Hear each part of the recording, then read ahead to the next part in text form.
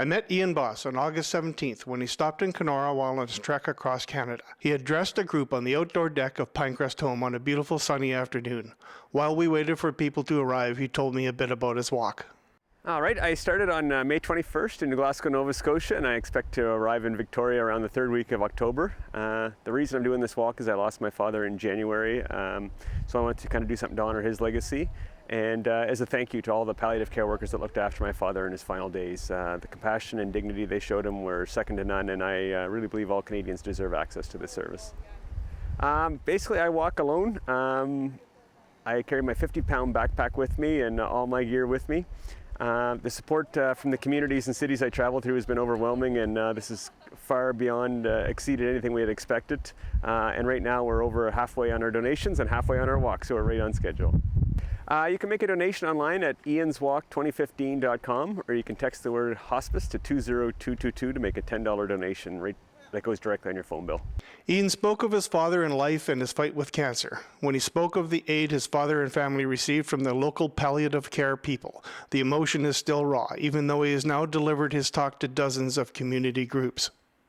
You either know you're in trouble or know you're doing good. So that was what was always amazing with Dad. And obviously the Aberdeen Palliative Care Society. I can't thank them enough for what they did for not just my dad, but for all of us. They provided support right from the get-go. We didn't even know about palliative care, and then Dad got really bad one night, and so we called them directly after waiting for a referral for 2 or 3 months, and they were out there the next day. That was the first time I actually saw my father cry. We had our ups and downs with the medical system.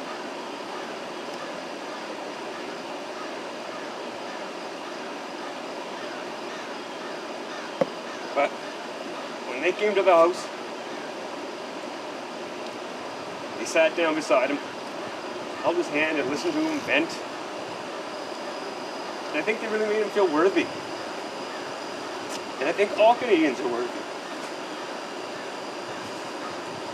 And that's why I'm walking across the country, because with care like that and compassion like that, it's hard not to be inspired. So, let's lighten up a little bit. What's life like on the road?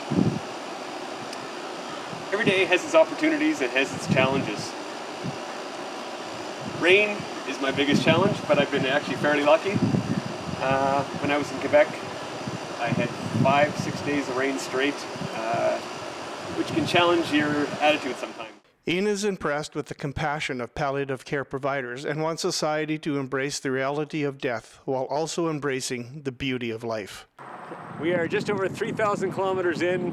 Had a great welcome here in Kenora, and it's hard to leave after meeting such great people. We're happy to raise awareness here of what palliative care in this community, but it's time to move on to Manitoba now. Thank you very much, Kenora.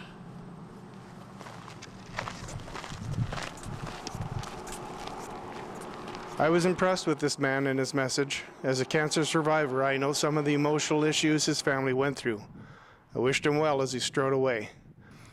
For Go on Shaw TV Kenora, I'm Jeff Strachan.